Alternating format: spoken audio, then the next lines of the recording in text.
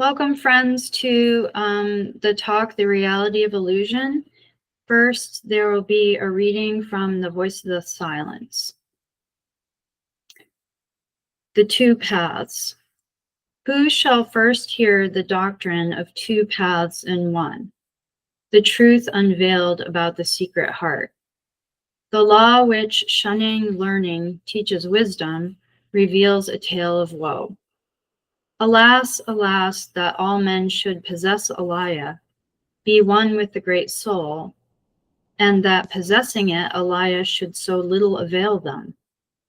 Behold how like the moon reflected in the tranquil waves, Alaya is reflected by the small and by the great, is mirrored in the tiniest atoms, yet fails to reach the heart of all.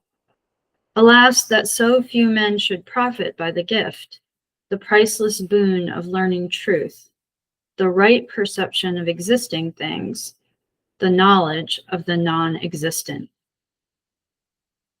And now the talk, The Reality of Illusion. Thank you. I need to share my screen here. 1 second.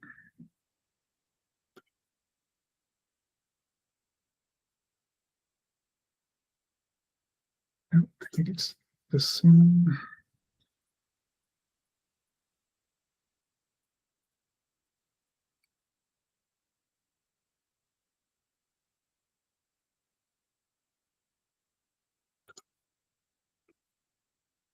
Is that working? Just a quote. Reality. It says all the world's working. Stage. Yeah. Okay. I can see it. Perfect. Thank you. Friends, Shakespeare said, all the world's a stage, and all the men and women merely players. They have their exits and their entrances, and one man in his time plays many parts. Too fast. Plato said in a commentary on the allegory of the cave, the visible realm should be likened to the prison dwelling, and the firelight there to be the power of the sun, the upward journey and the contemplation of the things above as the soul's ascent to the intelligible realm. In the Dhammapada, the Buddha said, look upon the world as a bubble, look upon it as a mirage. And in the Diamond Sutra, he said, all conditioned things are like dreams, illusions, bubbles, shadows, like dew or a flash of lightning. Rumi, in his epic, the Masnavi, writes, the worldly senses are the ladder of earth, spiritual senses are the ladder of heaven. And though reality is exposed to view in this form, form is at once nigh to and far from reality. In the Zohar, all that exists in the lower world has its roots above, yet what is perceived below is only a shadow of what is above. Shankaracharya, the universe, though an illusion, is experienced as real to those under the spell of Maya, just as the dream objects are real to the dreamer. One could go on and on. The idea is that there is a real world and an illusory world. It exists in every tradition, often as a core tenet. Even in the Christian Bible, we see references in Psalms. Man is like a breath. His days are like a passing shadow. In Corinthians, for the things which are seen are temporary, but the things which are not seen are eternal. So you can see we quickly run out of room here in a single slide. I'll continue to post quotes, but there'll be just one quote per slide. It's just a theme and a doctrine that persists across all of the different traditions. HPB says in The Secret Doctrine, it is this voidness of the seeming full and the fullness of the seeming void, which is the root of the great paradoxes of nature and of the occult philosophy. The voidness of the seeming full.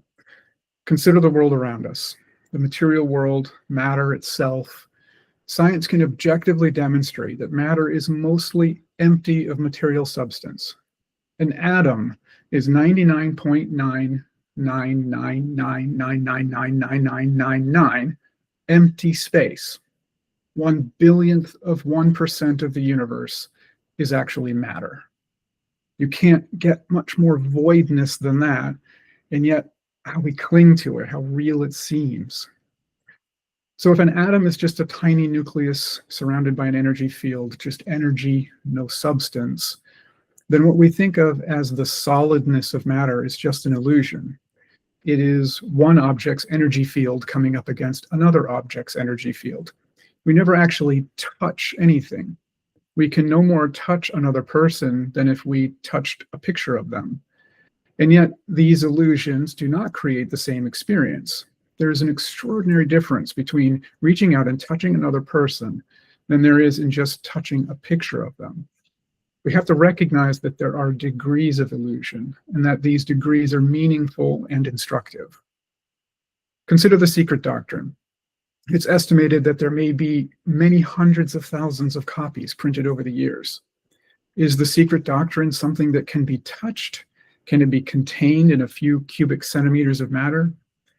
Is this book actually the secret doctrine itself, or is this actually a book about the secret doctrine? HPB herself said that these 2 volumes were not the last, so we could even say that this is only a book about a portion of the secret doctrine. The point is, it's a veil, it's a symbol, it's a reflection, but it's not the thing itself. When we look into a mirror, we see a world that appears so real, a nearly flawless world of light and color and form. It feels like we could reach in and touch this mirror world, but we know it has no substance. You can easily put your hand behind the frame. There's nothing there. It's an illusion. It's important to note that the reflection is not in and of itself outright false. If one looks into a mirror and sees a loved one behind them, we can turn around and see them there in the room with us. But again, what we see in the mirror is not the thing itself. It is an appearance, dependent on something beyond its surface. That is what the ancient wisdom says about our experience of the universe. HPV says, shun ignorance, likewise shun illusion. Avert thy face from the world of deceptions, mistrust thy senses, they are false. But she also says matter is a mirror which reflects the divine. So just as we might see a loved one standing behind us in a mirror, we must look for the divine reflected in the mirror of manifestation, and we must turn towards it. Many have called this illusion Maya, as though Maya were simply a deception of the senses. But to HPB in the Theosophical tradition, Maya is something deeper. It's not merely a lie of nature, but the very process by which the infinite takes shape in the world of form. It is this divine art of reflection that makes the boundless visible to our senses. But in doing so, it obscures the source. Blavatsky describes Maya as a cosmic power that renders the one invisible under the veil of phenomenal existence. It is the veil that hides unity behind the shimmering play of fragmented light, the mirror that conceals the source even as it reveals its image. To say that the world is Maya does not mean that it is false. It means that it is relative.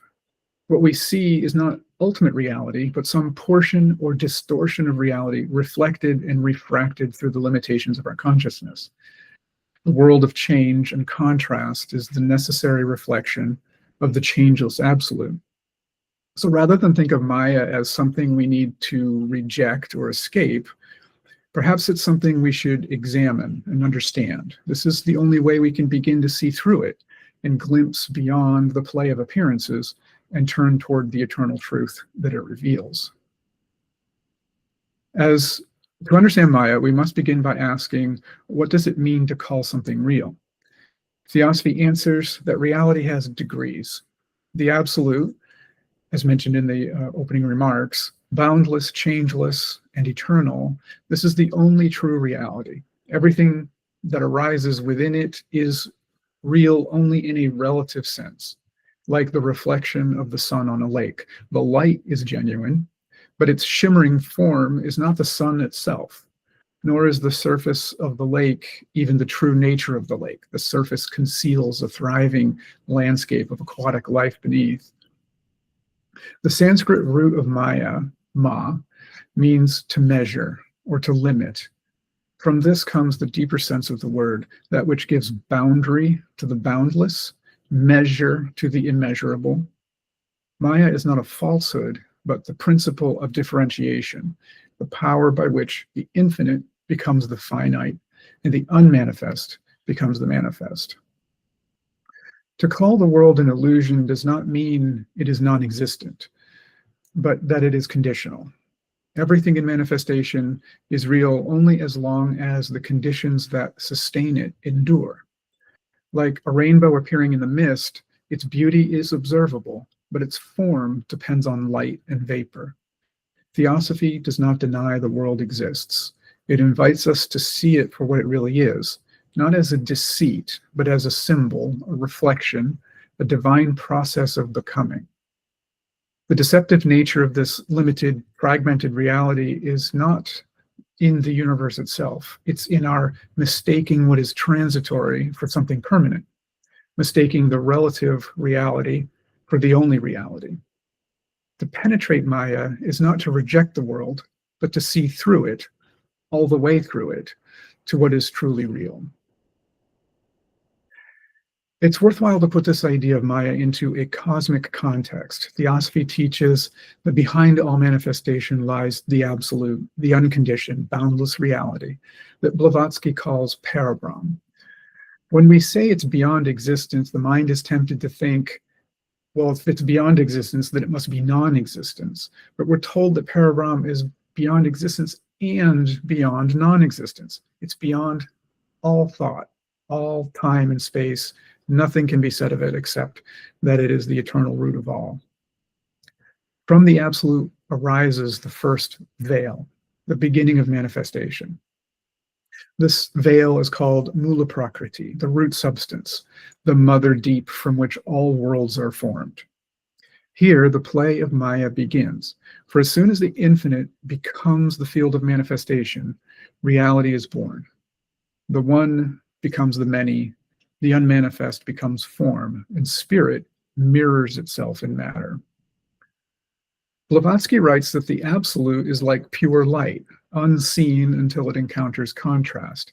Maya is that contrast, the prism through which the full spectrum radiance of spirit is refracted into the rainbow colors of the universe. Each plane of being, each form of life is one hue in that grand spectrum. None of these are false, but all are partial. She says in The Secret Doctrine, esoteric philosophy, teaching an objective idealism, regards the objective universe and all in it as Maya, temporary illusion, and draws a practical distinction between collective illusion, Mahamaya, from the purely metaphysical standpoint, and the objective relations in it between various conscious egos, so long as this illusion lasts. Thus, Maya is not a denial of the absolute. Maya is the absolute revealed through limitation. The finite is how the infinite makes itself known. Too often, we mistaken the reflection for the source when we cling to the colors coming out of the prism and forget the pure colorless light that went into the prism. We lose sight of the unity that underlies all differences. We're encouraged to remember that all forms, all worlds, are relative expressions of one reality. The spiritual path is not to escape from Maya, but to awaken within it, to see the eternal shining through the transient, the boundless implied by every boundary. In this way, just as Maya operates on a cosmic scale, it also acts within us. The same power that shapes worlds also shapes perception. Our senses and minds are the mirrors through which the universe comes into focus. Yet every mirror, however polished, alters the image it reflects. Theosophy teaches that consciousness is not merely a byproduct of the brain, but the very essence of being. What we call the world is consciousness reflected upon itself. Each plane of existence, from the material to the spiritual, represents a different degree of reflection, a different angle and depth from the mirror. In The Voice of the Silence, HPB writes, Mind is like a mirror. It gathers dust while it reflects. It needs the gentle breezes of soul wisdom to brush away the dust of our illusions. Our lower mind, bound to the senses, sees only fragments. We interpret those fragments as the whole, mistaking the partial reflection for the full light. This is the Maya of perception. The world is not lying to us. Rather, we are limited in what we can see, like the ripples on the lake that distort a perfect reflection.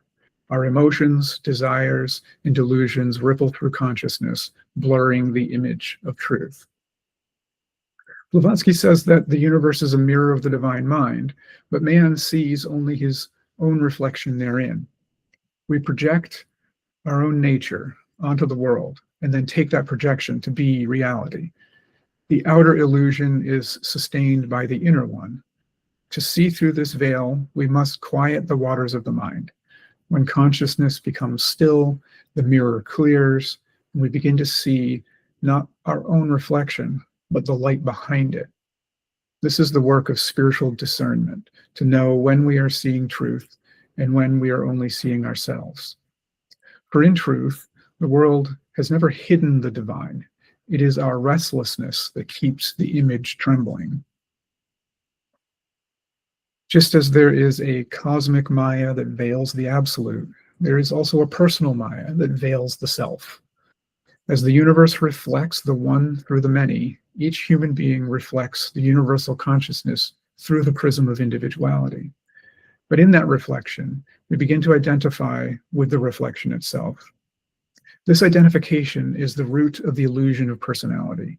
The lower self, the sum of our thoughts, memories, emotions, and desires, mistakes itself for the true self, the Atman that is eternal and unchanging. It is as if a character in a dream believes itself to be the dreamer.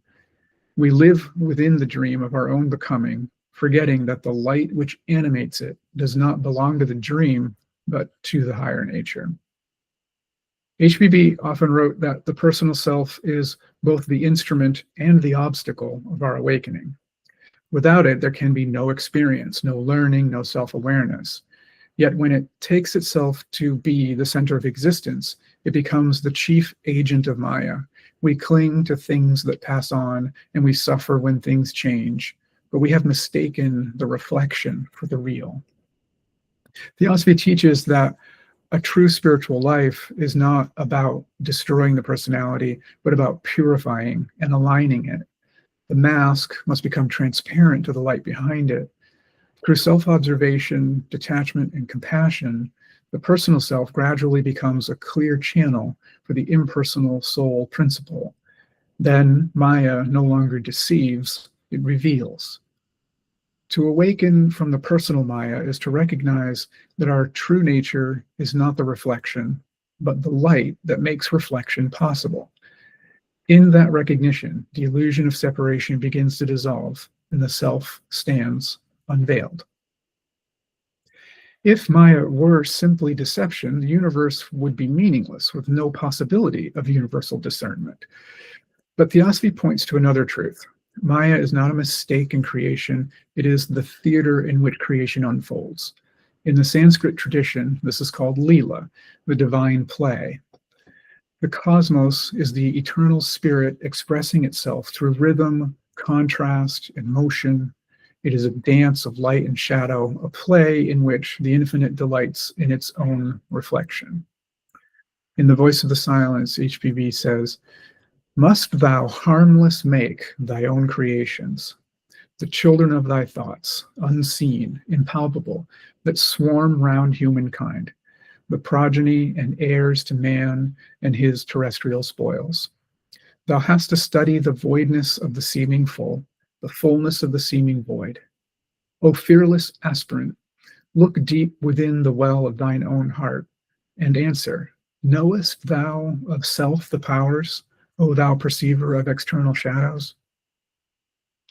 To the ordinary mind, the world appears as struggle, chance, and suffering. But through the lens of higher understanding, these same conditions become the means of awakening.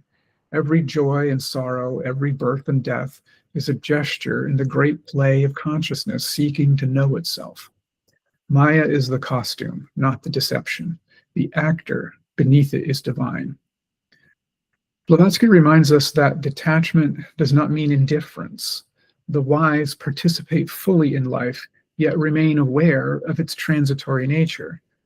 We are encouraged to be in the world and not of the world, to use the Christian phrasing.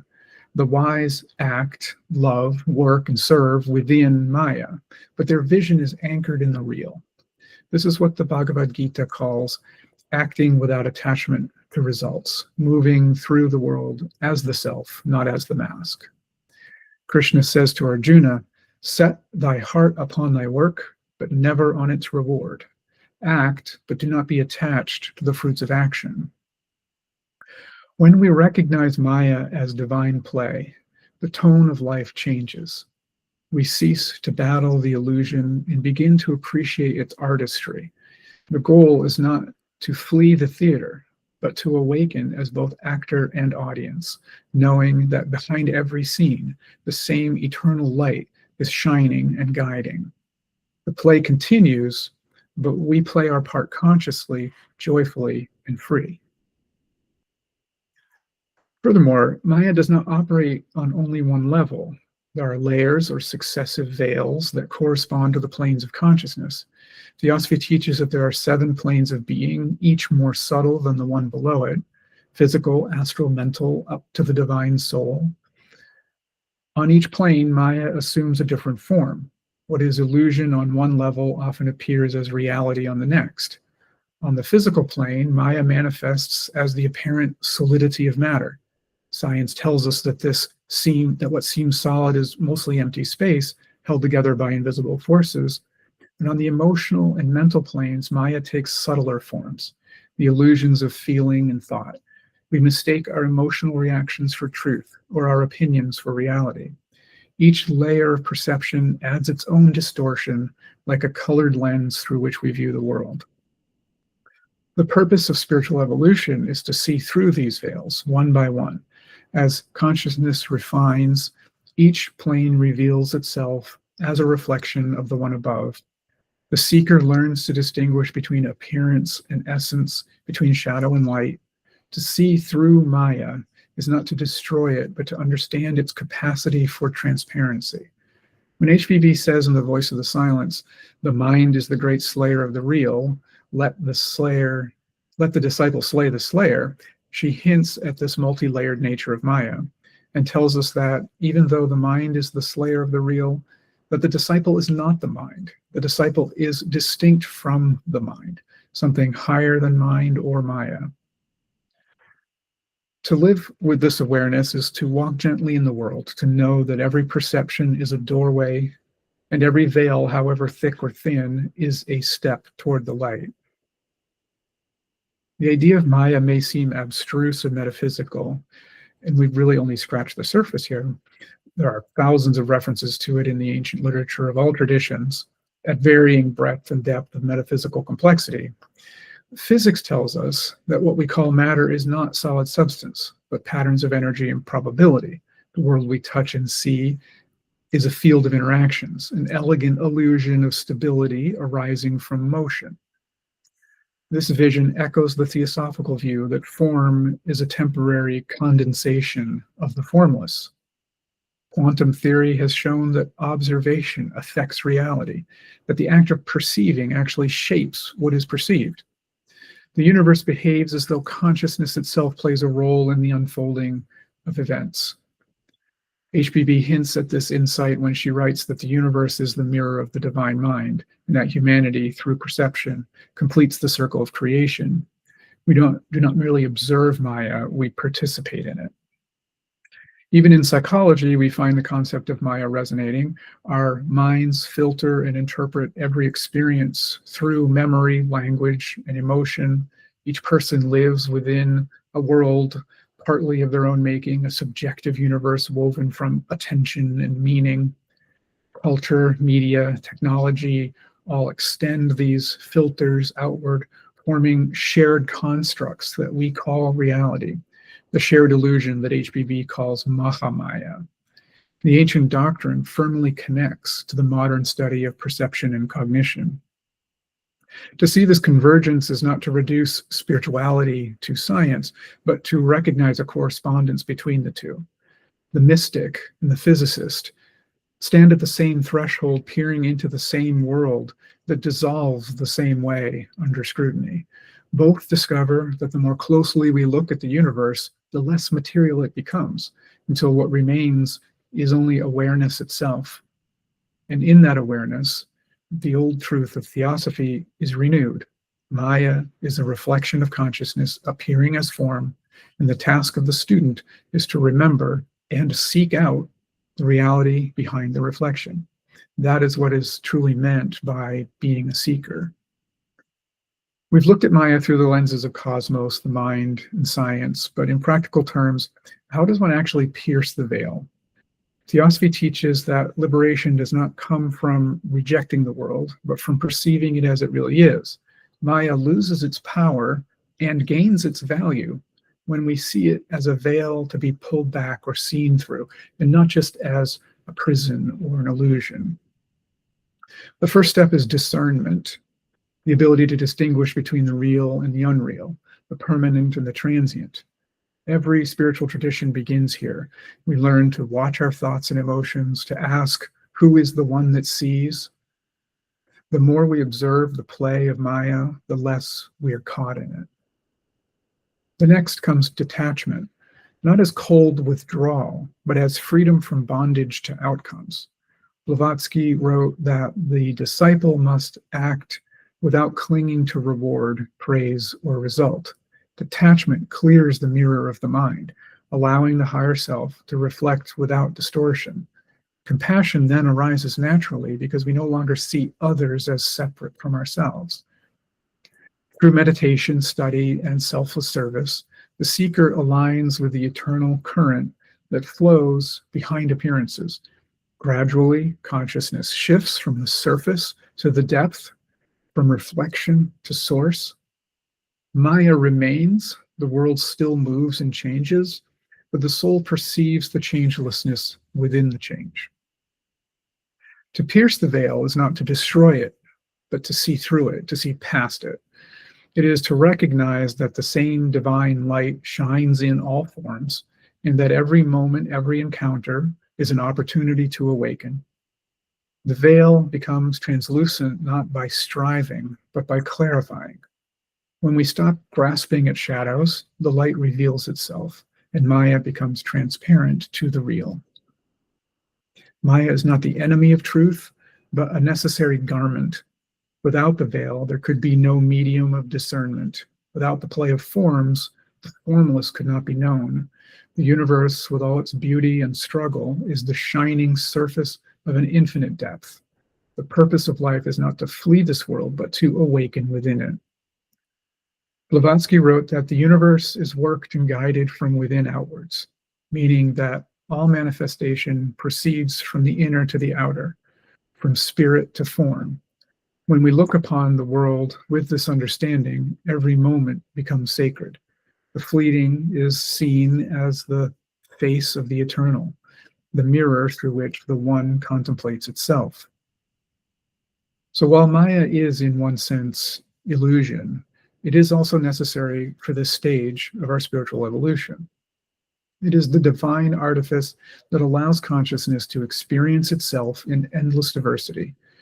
We are encouraged to see through it and find that noumenal light shining behind it, to live in the world as instruments of harmony and revelation, unveiling that same light in all beings. Our task is to make this understanding a living awareness.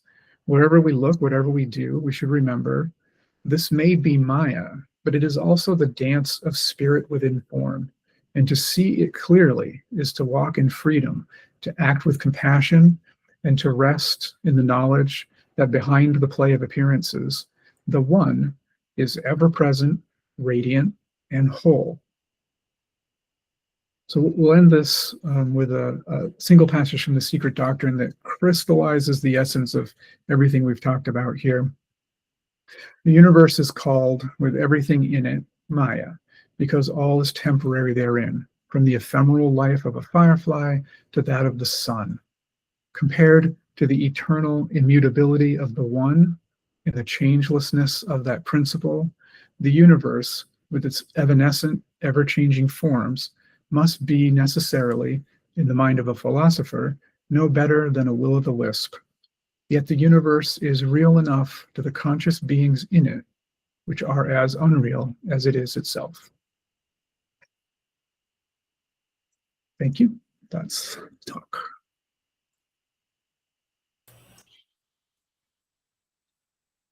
And happy to take any questions, comments, thoughts. Thanks, Josh. Quick question. So then is Maya indispensable for us to be able to even perceive duality? And we have a contrast in terms of what is real, what's not real. So is Maya indispensable from that viewpoint? It's the answer to the question is really going to depend on what you mean by our perception. If we exist on these 7 levels, these 7 different planes of existence, and if we're talking about anything other than the Atman or Atma Buddhi, then Maya is absolutely essential. It's how we perceive things. It is the process of perceiving things. It is differentiation. If you think of the analogy of a flashlight shining a spot on the wall, we only see the spot because the wall is there. There has to be a medium of reflection. There has to be a medium to receive the light. If the flashlight was just shining out into nothingness, you wouldn't even know that it was on. You couldn't see the light at all. I mean, of course, the analogy, it's a little fuzzy. When you think about particulates in the air, you might see the beam of the light. But there again, if there's no particulates in the air, you really, truly would see nothing unless there's a perceiver, unless there's a manifested world, unless there's something there. Now, the perception of reality it does require Maya, because a direct perception of that is impossible for the mind. Higher or lower mind is not capable of perceiving truth directly, not perceiving the light directly. So the value of Maya is in that it gives us boundaries that correspond to our ability to understand at whatever stage of evolution we are at. I hope that answers the question. This is just a comment. The student always thinks of, like, you brought to light sort of working with the illusion, seeing it for what it is, that it's sort of instead of fighting against it, the student always feels like we're like struggling to perceive the reality. And it seems we should always strive to understand what that light, that flashlight in your analogy is. But I don't know, can you maybe go back to a little bit of that viewpoint of the sort of effortless, joyful participation? Sure. Yeah, the word that comes up sometimes is lila. It's not a word that's used in the theosophical literature that much, but the concept definitely is there. She talks about numberless universes coming into and out of existence. There's this sort of cosmic play at work, and the value of the illusion is, if you think about the fact that manifestation, this myopic manifestation,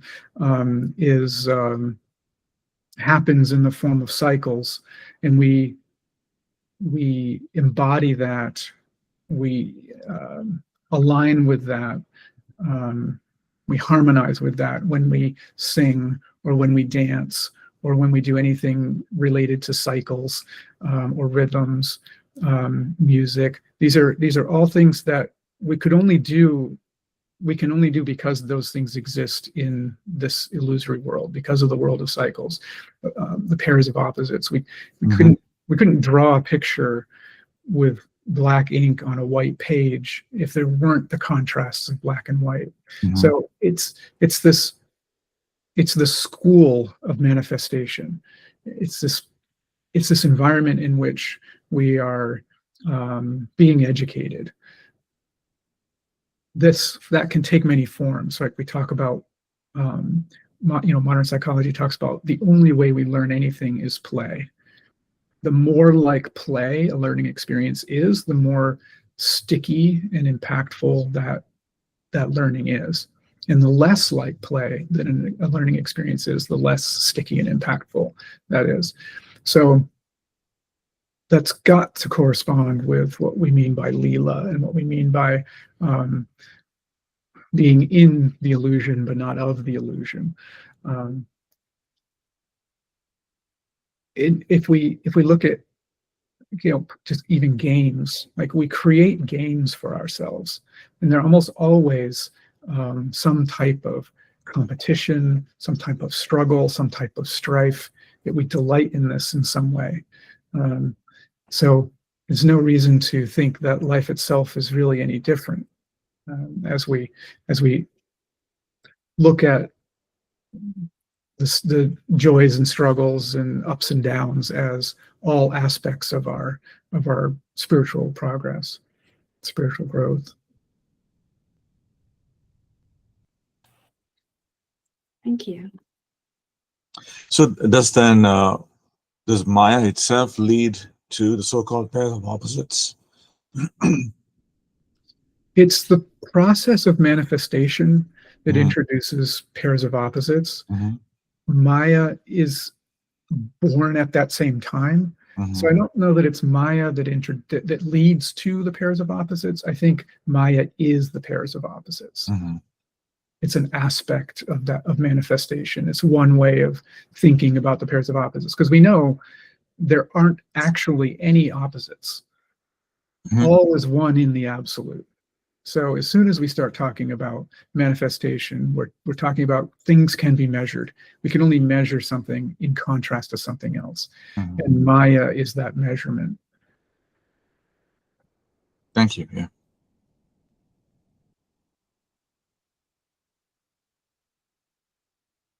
In the Voice it says, I think one of the seven virtues, to use viraga to conquer illusion.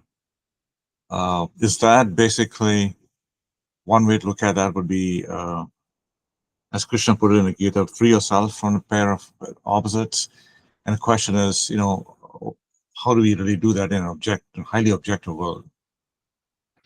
Yeah, it is difficult, right? It requires constant vigilance. It requires constant Mhm. seeking of the truth. I think as often as we can, if we can remember that this is Maya and that Mhm. we want to be in it and not of it. Let's explore that a little bit. The idea of being in the world or in the illusion and not of the illusion.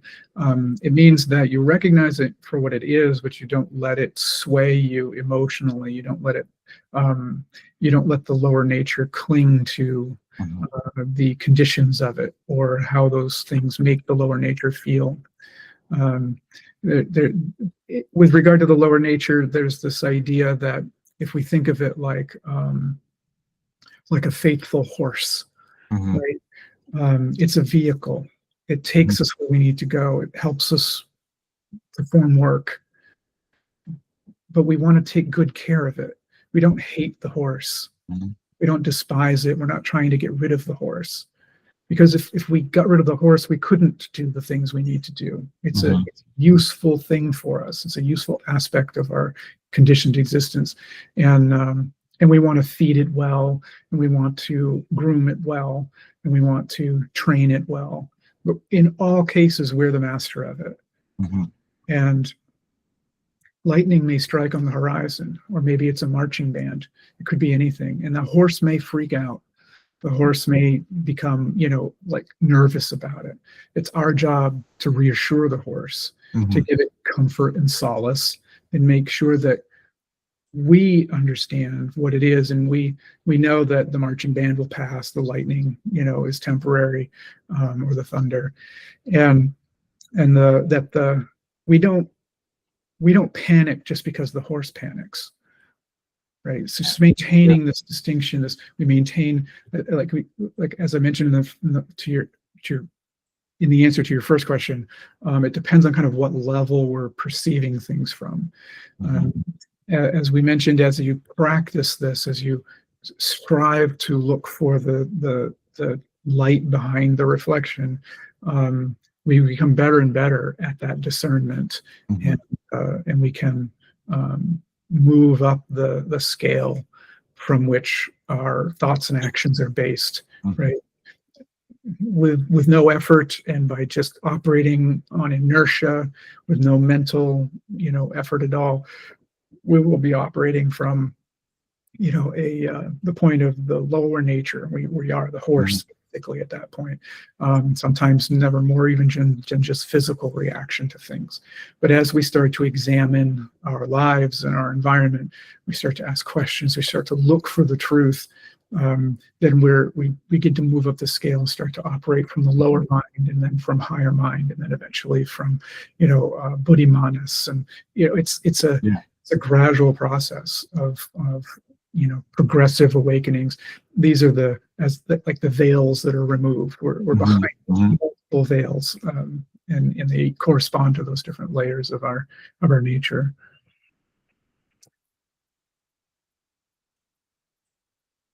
So in other words, we have to accept the phenomenal world or objectivity for what it is, but not identify with it. Is that right? Yeah, that's very important. Identify as the one self of all. Identify ourselves as the light behind the phenomenal world. Just as when you're watching a play or acting in a play, you may momentarily participate in the performance, but you don't forget who you are. When the play is over, you're going to go home that night, you're going to get in your car, and you're going to go back to your apartment, right? You don't forget that, maybe momentarily while you're acting in this part. But if everything were to stop and you were to ask everybody on the stage, who are you really? No one will have completely forgotten that they're an actor, right? So we maintain that connection to our true self as much as possible, but we still participate in the play. Even a classroom maybe is a better analogy, right? It's a very artificial environment with sending our kids to school, but it's a mirror of the real world. We're giving them problems to work on, things to think about. The activity there is planned, guided, and informed by a light from outside that classroom. The teacher developed the curriculum and then brings the curriculum to the students. The students may be just immersed, especially youngest students. They don't make a distinction between home and school and all. They're just thinking about the moment. But when you think of the analogy of the spiritual student, we need to remember that this is just a classroom, and that the truth is coming from a divine source, an imperishable source, an undifferentiated source, and it's just reflected in a certain form in the classroom that we're in right now. This gets back to the idea that the secret doctrine is just a book. You can't even really touch it. It says, yet it's there and it's available to us in this partial form because it's part of manifestation. Thank you. Yeah, great questions. Thank you.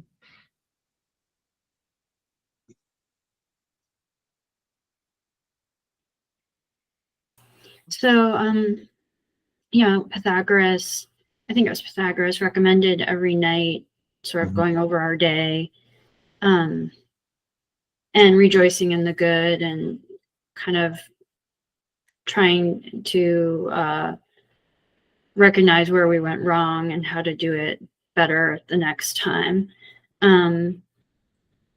It seems like in light of this whole idea of the actor, that one could take that advice and how did I play this role? Whether opportunities are there for this character, this personality, I guess. that just to get into the habit of recognizing, prioritizing what is illusion, what is real, even if we're not 100% understanding the real. It sort of is an exercise, like for a student, to get us closer to that perspective. Yeah, that's a great observation. Mm-hmm. Pythagoras did indeed require this of all of his students of the Pythagorean Academy, as a spiritual exercise, as a discipline. If anyone's ever tried it, it's very, very difficult. Mm-hmm. It's a very challenging exercise, but it does allow you to reflect on, I guess, what's expressed in the Gita as the difference between the observed, the observer, and the field of observation. When you can reflect back on the actions you took that day, who was the actor, is an important question. Were you acting from the lower self, the lower nature? Mm-hmm. And is some sort of correction, was the horse acting out and needed to be, brought into line? Or were you acting from the higher nature, and not to engage in sort of false praise or anything like that, but to acknowledge when things go well, and to make corrections when things don't go well. I think Pythagoras actually puts it in terms of chastising yourself for the thing, for your failures in the day. He had fairly strong words of language around what that meant.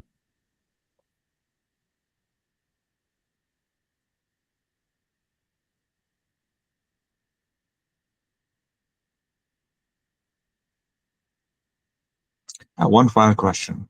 Sure. So, in order to either acquire or maybe unveil the spiritual knowledge within us, do we need a contrast at all times? Do we need dark and light, good and evil, to really be able to tell what is right? And is Maya that one step that we need, which we have to move on from? But do we need a contrast? Otherwise, if there's no contrast, could we tell what is right, what is wrong, what is real, what's not real?